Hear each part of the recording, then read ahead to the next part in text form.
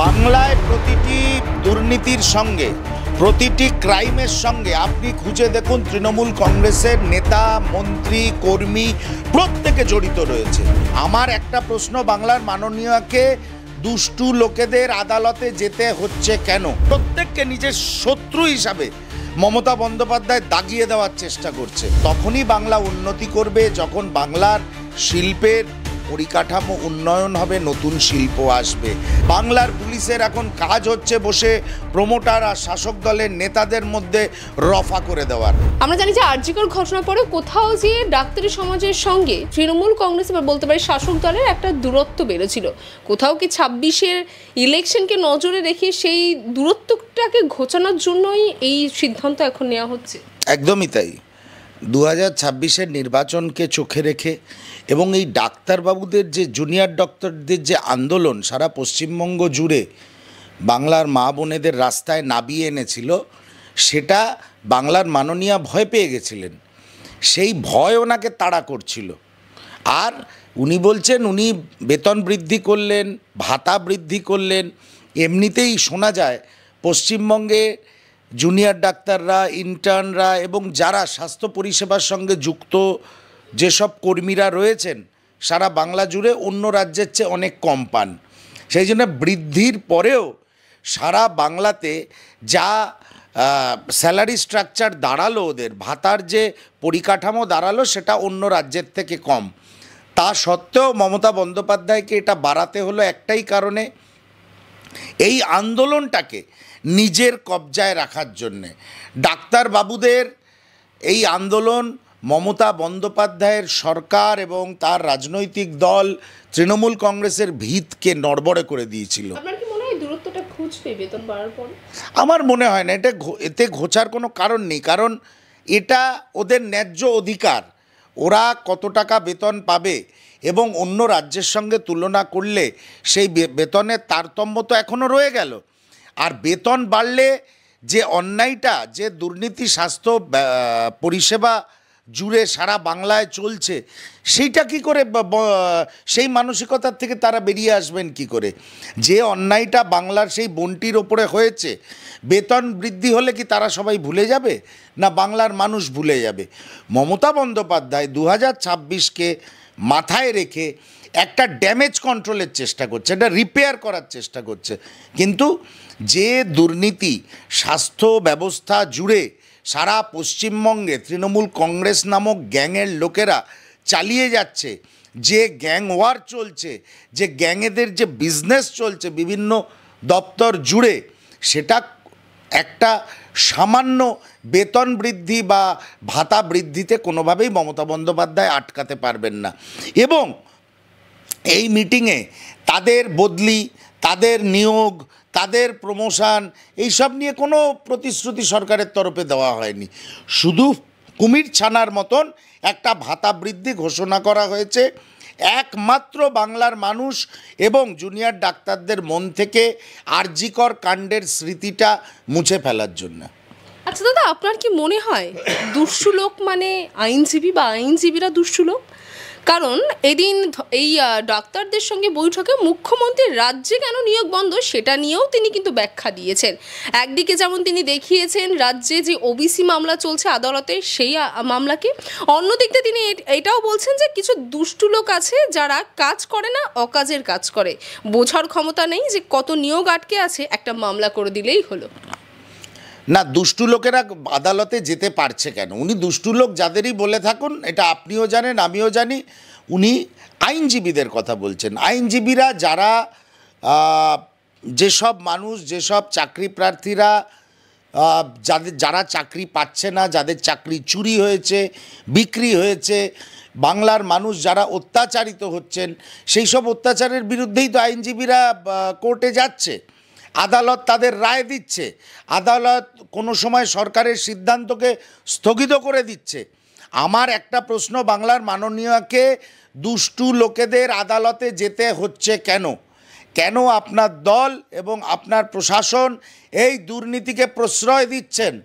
কেন আপনি মুঠি আলগা করে রেখেছেন এবং বলছেন যা করে কামিয়ে খা? এই মানসিকতা বাংলার মাননীয়ার হবে কেন? সেই জন্য দুষ্টু লোকেরা আদালতে যাচ্ছে। আজ তাদের দুষ্টু লোক বলে কোনো লাভ নেই। আচ্ছা, তারা যদি অকাজই করে তাহলে তাদের সেই অকাজের ফলাফল দুর্নীতি কেন সামনে আসছে? বিষয়টা হচ্ছে কি জানেন তো, বাংলায় মমতা বন্দ্যোপাধ্যায় এবং তার দল এবং তার প্রশাসন একটা সমান্তরাল অবৈধ অর্থনীতি চালু করে রেখেছে। সেই অর্থনীতির বিরুদ্ধে যেই সরব হোক, সেটা দুষ্টু লোকেরা সরব হোক, রাজনৈতিক কর্মীরা সরব হোক, সমাজকর্মীরা সরব হোক, মমতা বন্দ্যোপাধ্যায়ের রাতের ঘুম বন্ধ হয়ে যাচ্ছে এবং প্রত্যেককে নিজের শত্রু হিসাবে মমতা বন্দ্যোপাধ্যায় দাগিয়ে দেওয়ার চেষ্টা করছে। কিন্তু এটা বাংলার মানুষ ভালোভাবে নিচ্ছেন না। শুধু লক্ষ্মীর ভাণ্ডার দিয়ে মমতা বন্দ্যোপাধ্যায় বৈতরণী পার করতে পারবেন না। আমি বারবার বলছি, লক্ষ্মীর ভাণ্ডার মা বোনেদের এম্পাওয়ারমেন্ট, সব মহিলা সশস্ত্রীকরণের একটা পথ, কিন্তু তখনই বাংলা উন্নতি করবে যখন বাংলার শিল্পের পরিকাঠামো উন্নয়ন হবে, নতুন শিল্প আসবে। হাত খরচা দিয়ে অর্থনীতিকে কখনো চাঙ্গা করা যায় না। সেই অর্থনীতি, বাংলার সেই অর্থনীতি তখনই আসবে যখন পরিকাঠামো উন্নয়ন হবে, ব্যবসায়ীরা আসবে, বিনিয়োগ করবে। কিন্তু মমতা বন্দ্যোপাধ্যায় এবং মমতা বন্দ্যোপাধ্যায়ের দল বাংলাকে যে সুনাম, কোট আনকোট সুনাম অর্জন করিয়ে দিয়েছেন, বাংলাতে আর কোনো বড় পুঁজিপতি, বড় ব্যবসায়ী এসে আর কোনো বিনিয়োগ করবে না। আচ্ছা দাদা, বাংলায় কি মেয়েরা সুরক্ষিত আছে? কারণ আমরা জানি যে একদিন আগেই ন্যাশনাল হাইওয়েতে একটি ঘটনায় একজন তরুণীর মৃত্যু হয়েছে এবং সেই তরুণীর পরিবারের তরফ থেকে দাবি করা হচ্ছে মেয়েদের কোনো সুরক্ষা নেই। কি বলবেন? হ্যাঁ, অবশ্যই তো। মেয়েদের কোথায় সুরক্ষা আছে? হাসপাতালে সুরক্ষা নেই। কখনো কখনো পুলিশ কর্মীদের বিরুদ্ধে অভিযোগ ওঠে শ্লীলতাহানির। কখনো কখনো হাইওয়ে দিয়ে কোনো মহিলা গাড়ি চালিয়ে আসছে বা গাড়িতে আসছে, তাকে ধাওয়া করা হয়। সেই পশ্চিমী দুনিয়ার সাংবাদিকরা যেরকম সেলিব্রিটিদের ধাওয়া করতো, ঠিক সেরমভাবে মহিলাদের ধাওয়া করা হয়। রাত 10:30 11টার পর কোনো ফাঁকা বাস স্ট্যান্ডে দাঁড়িয়ে থাকলে কলকাতার আইন শৃঙ্খলা কোন জায়গায় এসে পৌঁছেছে সেটা বুঝতে পারবেন। হ্যাঁ, পুলিশ পেট্রোল, প্রথম কথা অপর্যাপ্ত পুলিশ। আর পুলিশ তো নাগরিকদের, বঙ্গবাসীদের সুরক্ষা দিতে ততটা চিন্তিত নয় যতটা থানায় বসে প্রমোটার আর তৃণমূল কংগ্রেসের নেতাদের বিরুদ্ধে, নেতাদের সঙ্গে একসঙ্গে বসে কাটমানির ব্যবস্থা করতে প্রমোটারদের থেকে, তাতে যতটা ব্যস্ত। বাংলার পুলিশ নাগরিকদের সুরক্ষা, বঙ্গবাসীদের সুরক্ষা, মহিলাদের সুরক্ষা, তার চেয়েও বেশি বাংলার পুলিশের এখন কাজ হচ্ছে বসে প্রমোটার আর শাসক দলের নেতাদের মধ্যে রফা করে দেওয়ার। সেই জন্যে বাংলার মানুষ, বাংলার মা বোনেরা আক্রান্ত। এখনো পর্যন্ত এই ঘটনায় কাউকে ধরতে পারেনি পুলিশের তরফ থেকে। তাহলে সিসিটিভি ক্যামেরা কি জন্য রয়েছে ন্যাশনাল হাইওয়ের? সিসিটিভি ক্যামেরাগুলো লাগানো হয়েছে তৃণমূল কংগ্রেসের কোনো ঘনিষ্ঠ নেতার সিসিটিভির ক্যামেরার বিজনেস আছে, তাকে টেন্ডার পাইয়ে দেওয়া হয়েছে, কিন্তু সেখানে কোনো কন্ডিশন নেই যেগুলোকে মেনটেন করতে হবে। তো এগুলো সিসিটিভির থেকে ডেটা ঠিক মতন কালেক্ট করে লালবাজারে বা পুলিশের, বঙ্গীয় পুলিশের দপ্তরে, সদর দপ্তরে, বা গোয়েন্দা পুলিশের সদর দপ্তরে, বা ট্রাফিকের সদর দপ্তরে ঠিক মতন পৌঁছয় না। কারণ ওটা তো লাগানো হয়েছে সুরক্ষার জন্য নয়, ওটা লাগানো হয়েছে টেন্ডার পাস করলে এত লক্ষ সিসিটিভি ক্যামেরা কেনা হবে, তাহলে সংশ্লিষ্ট দপ্তরের আধিকারিক এবং সে দপ্তরের দায়িত্ব তৃণমূল কংগ্রেসের নেতারা যাতে মোটা একটা কাটমানি খেতে পারে, সেই জন্য সিসিটিভি, মানুষের সুরক্ষার জন্য নয়। পৌঁছে দেওয়া বা সদর দপ্তরে পাঠানো তো দ্বিতীয় পর্যায়ের কাজ, সেটা চলছে কিনা সেটা কি আগে প্রশাসনের কাজ? না, কোনোটাই কাজ নয়। ওই টেন্ডারটা পাস করিয়ে দেওয়া অবধি হচ্ছে কাজ, আর সিসিটিভিগুলো ফিটিং করা, কানেকশান করা অবধি কাজ।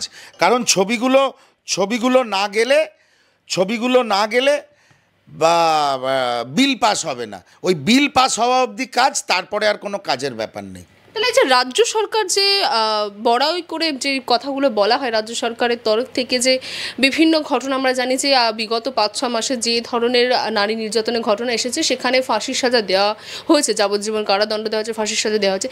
তাহলে সেখানে যদি এই সাজাগুলো নিয়ে রাজ্য সরকার বড়াই করে, কেন এই ধরনের ঘটনা হচ্ছে সেটা নিয়ে কেন রাজ্য সরকার কথা বলছে না?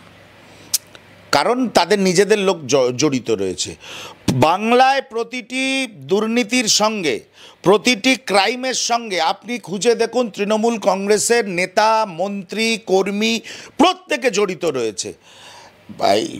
সততার প্রতীক বাংলা এই মেয়েকেই চায়, বাংলার গর্ব মমতা সব ধূলিসাৎ হয়ে গেছে।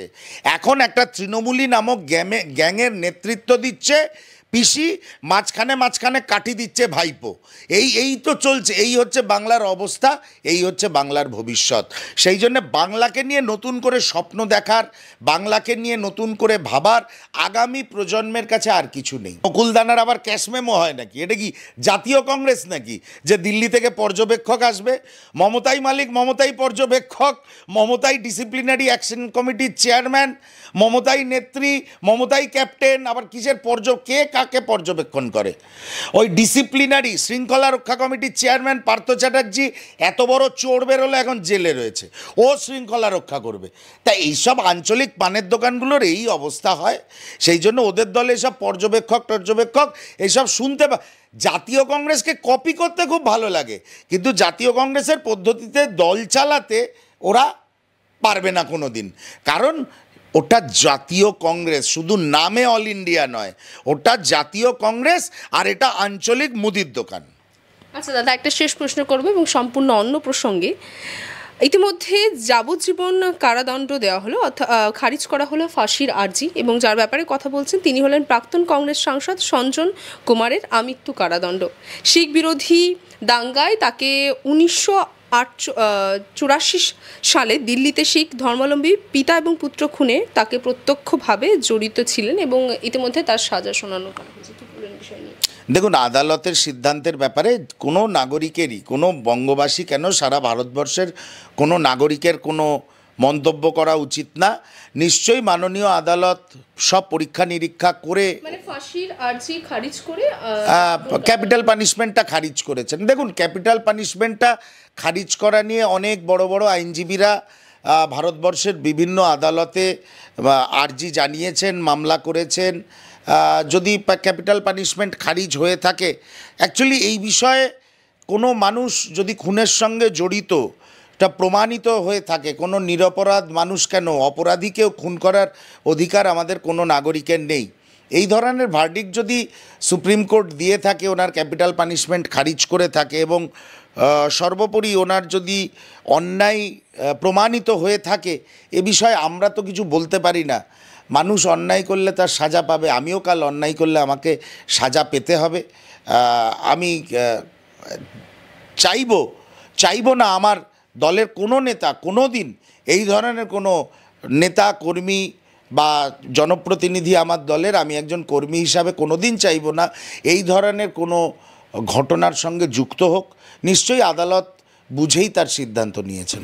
বাংলা হান্টের আরও খবর দেখতে নজর রাখুন। বাংলা খবর মানেই বাংলা হান্ট।